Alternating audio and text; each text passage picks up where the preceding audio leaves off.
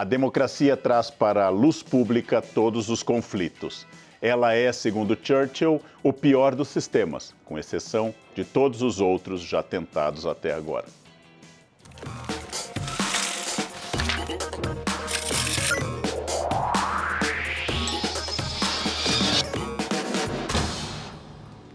Olha, para matar aqui a saudade dos tempos de Tonight, a gente começou o Pop Verso hoje com o Leandro Carnal. Que saudade eu tava, Carnal? Que saudade, já nesse estúdio agora adaptado, muito mais moderno, muito mais dinâmico, a sua cara, Maria. Era a nossa casa, é a nossa casa ainda, né? Mas agora eu coloquei uma baguncinha aqui atrás, digamos Tá assim. Ótimo, tá ótimo. Carnal, você tá aqui para falar sobre democracia, mas você que tá aí assistindo ao Pop Verso, sabe que nesse começo a gente sempre conta o que vai ter no programa. Então a gente vai conversar sobre democracia nesse ano super importante de eleição. Além disso, a gente vai falar também sobre filmes de videogames. Sabe aquele jogo que você jogava há muito tempo, aí vira filme? Será que a crítica gosta disso ou não? E claro, as notícias do mundo do entretenimento e do mundo de maneira geral. Carnal, vamos começar a nossa conversa então?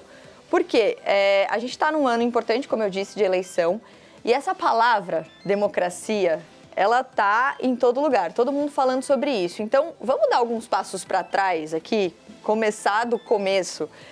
O que é a democracia e por que é tão importante a gente preservar a democracia? Por que é tão importante esse assunto agora?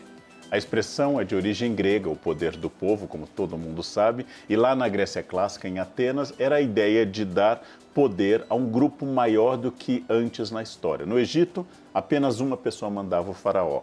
Na Atenas democrática, 10% da população votava, ou seja, homens atenienses, filhos de pai e mãe atenienses com mais de 18 anos. Era para os atenienses um avanço. Nós achamos hoje limitada comparada com a nossa, essa capacidade de dar direito de voto apenas a 10% da população. Péricles disse, é o governo da maioria, mas essa maioria era naquilo que ele considerava talvez... Esse Péricles? Não é esse Péricles, não. Mas esse Pode é muito colocar, Carnal, ficou assim, ó.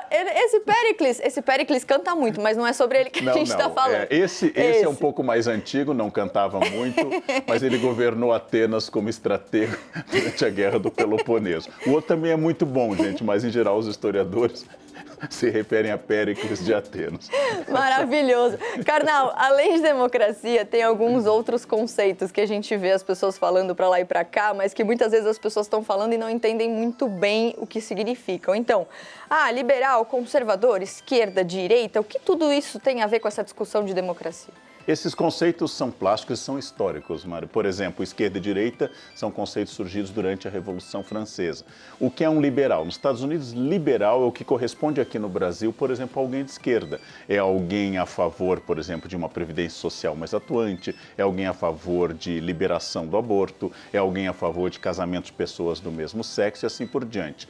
Liberal clássico é aquele que é contra o Estado na economia. Então, os conceitos são muito plásticos. Mais importante do que a precisão histórica dos conceitos, eu entender que democracia implica contradições, democracia implica mudança, democracia implica conflito. Diferente da ditadura, onde o conflito está lá na sacristia, a democracia traz o conflito para o centro da igreja, usando essa metáfora. E trazendo agora para o noticiário, voltando no tempo um pouquinho aqui, em janeiro de 2021 a gente viu a invasão dos apoiadores do Trump ao Capitólio, que é o centro legislativo ali dos Estados Unidos. E aí eles alegavam que a eleição do Biden tinha sido fraudada e depois, comprovadamente, essas alegações foram provadas falsas. Por que isso que aconteceu ameaçou a democracia americana? Os americanos proclamaram sua independência em 1776, eles têm Constituição desde 1783, ou seja, são tradicionalmente uma democracia, e uma democracia antiga, onde nunca houve um golpe de Estado, apesar de terem matado 4 presidentes assassinados e ainda impeachment. Ou seja, os americanos têm uma tradição democrática. Isto foi uma coisa fora do jogo. Nunca houve antes uma contestação tão grande. Isso faz parte de um novo mundo de fake news, um novo mundo de manipulação da opinião através de redes sociais, e nós temos que conviver e trabalhar com isso. Qual é a diferença de uma ditadura? Se houvesse um episódio assim na ditadura e o ditador não concordasse com a invasão, teria mandado fuzilar todas as pessoas que tentaram entrar ou que entraram. Em uma democracia, essas pessoas são afastadas, são processadas e recebem o devido processo legal. Por isso eu disse lá no início, democracia é trazer os conflitos para a luz do dia. Eu acho A, você acha B, na ditadura, quem vai estar certo? Quem estiver próximo do ditador. Na democracia, é a lei que vai falar. E aproveitando que você falou sobre esse novo tempo de fake news, de internet, de discussão, uma discussão um pouco mais acalorada, digamos assim, almoço de família, né? Eu sei que é complicado isso e a gente está muito perto da eleição. Então, eu queria agora, só para a gente finalizar a nossa conversa, uma dica de como se aprofundar mais, sem o coração nesses assuntos, sem o fígado, né? Porque existe muito essa coisa de torcida de futebol agora, a discussão, a conversa está difícil, então... Como dar esse primeiro passo para essa conversa ser mais saudável? Eu desconfio muito, Mari, quando uma família não pode mais se reunir porque há pessoas de posição A e de posição B. Se a sua família não tem nada para conversar a não ser política, o problema não é a política. É que, na verdade, não existe uma família. Então, usando uma regra de negociação, eu discordo de 90% que a Mari está dizendo. Se eu vou negociar com ela, nós começaremos conversando sobre os 10% que a gente concorda. Essa é uma regra de negociação. Agora, uma questão muito importante, gente. Não há nada mais que a sua família possa discutir se não há clima devido à polarização. Não é melhor conversar sobre a excelência da lasanha da mãe, o afeto da avó, a dedicação do pai, do que ficar invocando candidatos que não estavam quando a sua família se formou e, se tudo der certo, não estarão daqui a 30 ou 40 anos quando sua família estiver em outra etapa. Insistir em debater esse fla-flu político em família é um erro estratégico. A opinião é boa, o debate é muito saudável, mas há ambientes que nem sempre, talvez, o ideal seja a família. E na internet? Depende. Você está conversando, eu e você estamos conversando sobre algo. Eu sinto que você me ouve, você não concorda, então você contra-argumenta. A nossa conversa flui. Isso é muito bom. Agora, não se discute com quem está com os olhos vermelhos, quem está batendo na mesa. Não se toca tambor para o maluco dançar. Então, alguém entrou lá com perfil falso, tem a instituição dos robôs. Alguém lhe atacou. Para que perder tempo respondendo a robôs, gente? Para dar visualização, para fortalecer o algoritmo de um robô pago, falso, para simplesmente estar lá debatendo. Debata com quem conversa, nunca debata com quem berra. Karnal, obrigada, adorei esse Remember. A gente teve um Remember, eu e Leandro Karnal, aqui na CNN. Obrigada mesmo, foi muito bom conversar com você. Eu é que agradeço a atenção.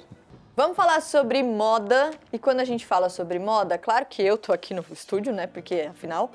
Sou uma pessoa estilosa, vai, Leonardo, concorda comigo para não parecer aqui que eu tô... Você gostou do lookinho hoje? Eu gostei. Ele elogiou, bastante. Elogiou o lookinho nos bastidores. Estávamos combinando antes. É, a gente estava combinando antes, mas você foi lá e trocou também. O Léo, que também é estiloso. Atenção pro colar do Leonardo, mostra aqui, a cor do seu colar. Ó, um verde. Olha cheguei. Lá. É, ele chegou para falar sobre moda e para falar... Ó. No detalhe. No detalhe aí, ó. É isso. Para falar sobre moda e para falar sobre as marcas mais populares do mundo. Mas a gente tá falando de marcas, caras, marcas de luxo, né, Léo? É um popular entre aspas aí, vai. É, exatamente. É um popular entre aspas, porque saiu uma pesquisa de uma plataforma de luxo chamada Lyst, uma pesquisa trimestral, que indica quais são as marcas que estão aí mais na boca do povo. Não necessariamente podendo no bolso aí, no corpo da galera, mas na boca da galera. E a Gucci lidera esse ranking. Quer chutar as outras 4?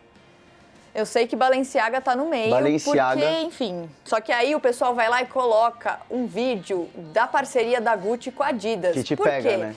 Mexe com o meu coração essa parceria, inclusive é uma estratégia da Gucci, né? De se aproximar de um público que até então não chegava, né? Pois é, a Lyst, inclusive, coloca que essas collabs entre grifes ou até entre grifes e artistas famosos, como a coleção da Gucci com o Harry Styles, são um dos motivos pelas quais a marca começa a ficar tão aí na boca do povo. Você começa a ver várias propagandas, o seu artista favorito usa esse tipo de roupa, divulga esse tipo de roupa, e aí você sabe que essa marca está fazendo um barulhinho na cena. Só que toma cuidado, porque a gente tá falando de marcas muito caras. É aquela coisa da galera ir lá comprar um casaco e ter que dividir em 10, 12 vezes. Então, assim, é muito caro mesmo. Então, cuidado com essa vontade de, né, vestir a mesma coisa que o seu artista favorito, porque o seu artista favorito vai lá e paga no Pix, né, gente? Pois é. Trazendo e o pra top nossa 5, realidade é um pouquinho mais difícil. O top 5 é bem caro, porque é Gucci, Balenciaga, Prada, Valentino e Louis Vuitton. Então, assim, a Nike tá nessa lista também, a Adidas também tá nessa lista, em posições mais baixas, mas o top 5 são umas marcas aí que machucam. Leozito, obrigada. Tamo junto. Tamo junto. Vamos para a notícia, então. Sabe aquele aspirador robô?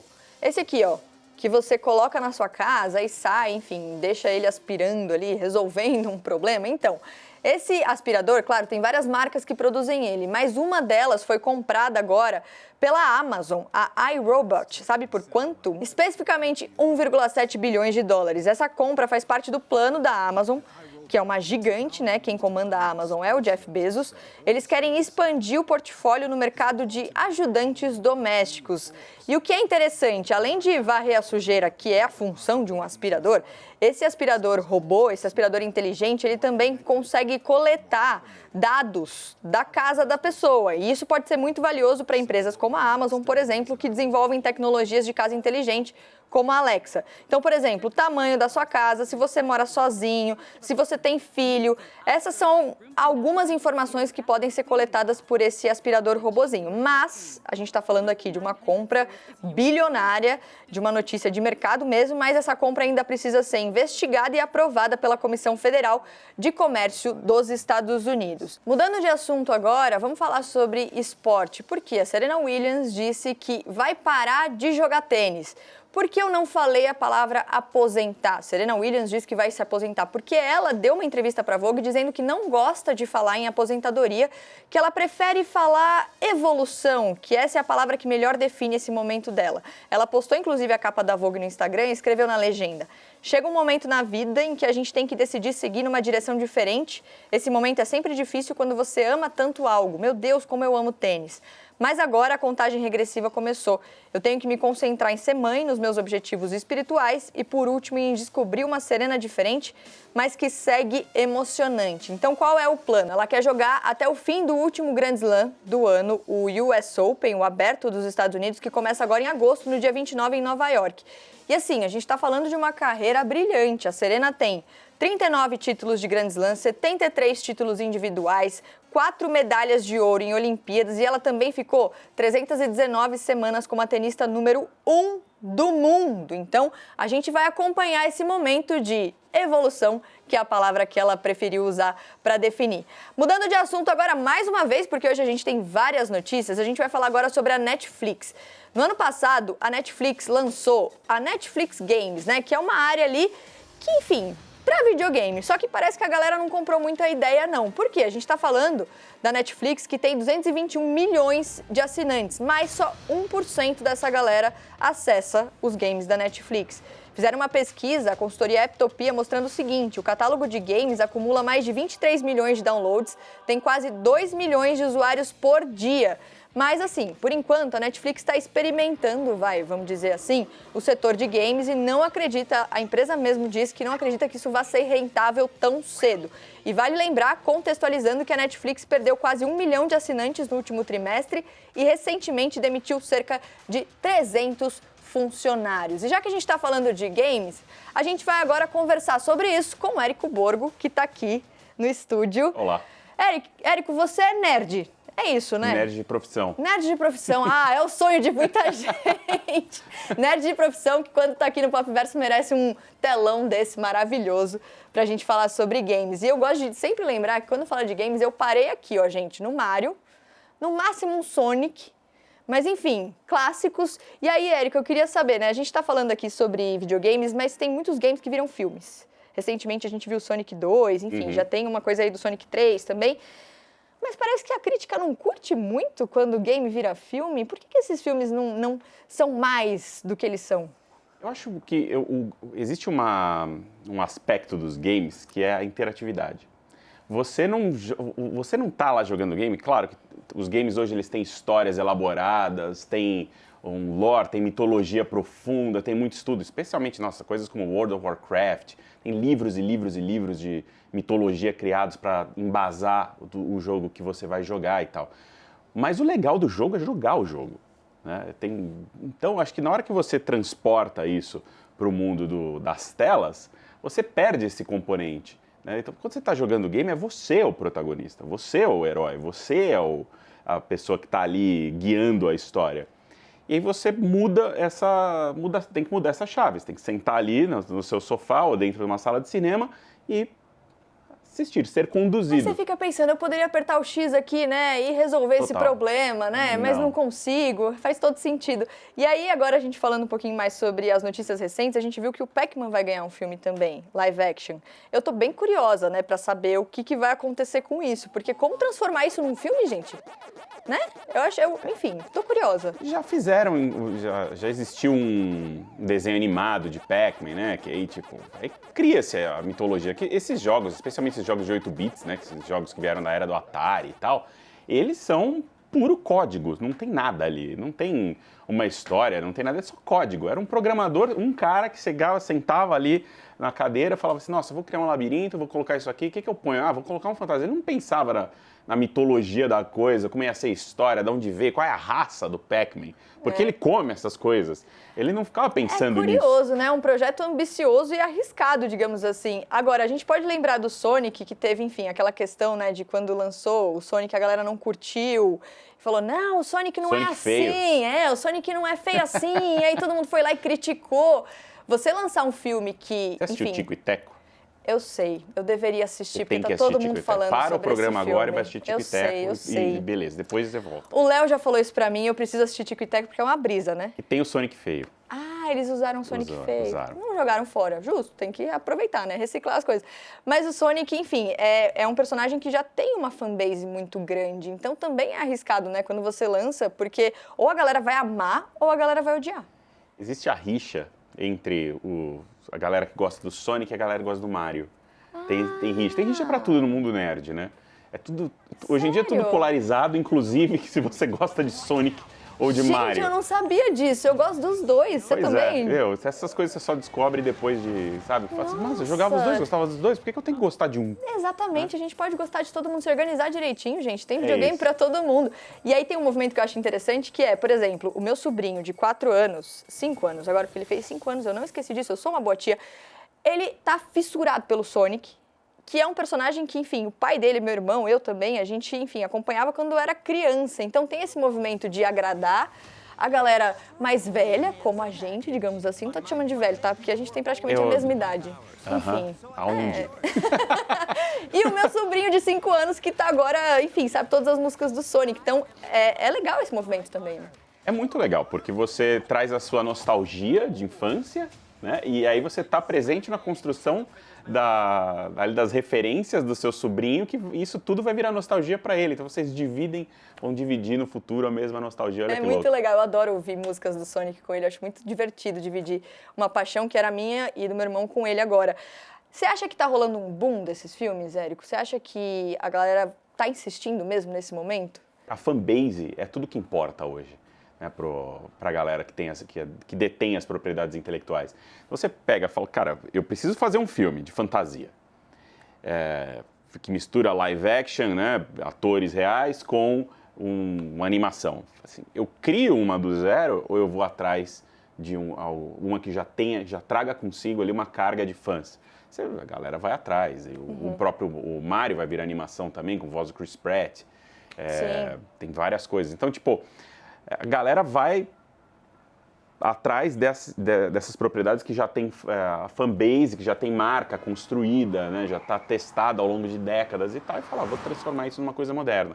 O problema da adaptação, além dessa questão da jogabilidade, né? Que você perde esse componente que é importante, você tem uma outra questão que é a essência da coisa, sobre o que é. Sim. Sobre o que é Pac-Man, o que ele te diz? O que diabo é aquilo? É muito difícil você construir isso. E aí você tem que extrair algo dali para construir uma narrativa, para construir alguma coisa que te dê um impacto emocional que faça sentido junto com aquele jogo de 8 bits. Que você não acabe com o sonho da criança que jogou isso, né? Olha a responsabilidade que os caras têm. É difícil. E aí tem alguns resultados aqui que a galera, enfim, lembrou aqui recentemente. Por exemplo, Sonic 2 teve uma boa bilheteria, Super. porque é isso. A gente, quando fala desses filmes, não necessariamente está falando de grandes bilheterias e nem de críticas muito boas. E aí tem um filme, assim, que, enfim, eles apostaram no elenco, que é o Uncharted. Que tem o Tom Holland e o Mark Wahlberg, que, assim... O filme é meio qualquer coisa, né? Mas aí você pega esses nomes, por exemplo, o Chris Pratt fazendo a voz do Mario, e você traz o público também desses atores, né? Pra esses filmes. Hoje em dia é isso, né? Você tem cara que não consegue papel porque não tem a rede social, não tem um mínimo de seguidores que precisa hoje em dia para um papel. Hoje é tudo Excel, né? Você tem ali a tabelinha, fala assim, bom, o filme vai custar tanto, beleza, então eu preciso de um protagonista que tenha no mínimo X followers, virou tudo, a questão da influência mistura tudo nisso também, e é difícil. O Uncharted é outro. O Uncharted, ele é uma história que já foi muito reciclada, né? Ele é um negócio que, ele é meio que uma cópia de Tomb Raider, que é um pouco de cópia do Indiana Jones, que por sua vez, tem referência no pulp, né, na literatura pulp. Você puxa uma coisa, puxa outra, e aí você vai fazer, vamos fazer um filme do Uncharted. Tudo ali parece que você já viu, que você já sentiu aquilo de algum jeito. Fala, cara, isso parece uma cópia daquilo, porque é. Só que o Uncharted nos games é demais, porque a jogabilidade de Uncharted é incrível. Porque você tem o controle. É gostoso demais de jogar Uncharted. Enfim. E é aquilo que você falou. Como é que eu aperto a gente, a socorro, bola? eu quero fazer esse Mario aqui, eu pegar aquela moeda. Como é que eu faço, produção? Dá pra fazer isso ou a tecnologia não chegou aqui no telão ainda? Não, né? Não chegou. Érico, obrigada, Quer jogar viu? o seu telão? Eu quero, Isso já é pensou? muito nerd. Já pensou? Nossa, eu gostei dessa ideia. Vamos evoluir essa ideia, gente? Aí qualquer coisa eu boto culpa no Érico, falo que a ideia foi dele, aqui na firma. Não? Tá bom. Obrigada, Érico. Valeu. Antes de encerrar o Pop Verso, se liga nessa imagem dessa praia lotada lá na Califórnia, nos Estados Unidos. Aí você pensa, tá, o que essa galera tá vendo? O que tá atraindo a atenção de tanta gente? Gente, Campeonato Mundial de Surf dos Cachorros. Porque é isso, os cachorros podem fazer tudo, entendeu? E as imagens são muito bonitinhas. E tem categoria, porque não é bagunçado, não. Então vai de acordo com o tamanho do cachorrinho. Pequeno, médio ou muito grande. E pelo que a gente viu ali, deu pra ver que a galera, de fato, gosta de acompanhar. E parece que tinha até alguns cachorrinhos ali com colar de flor, com óculos, pra não entrar água no olho, com estilo, né? Sempre tem que ter estilo. Demais. Gente, Pop Verso de segunda a sexta às 8 da noite no YouTube, TikTok, 11h30 da noite na TV. Amanhã a gente tá de volta com muito mais. Beijo.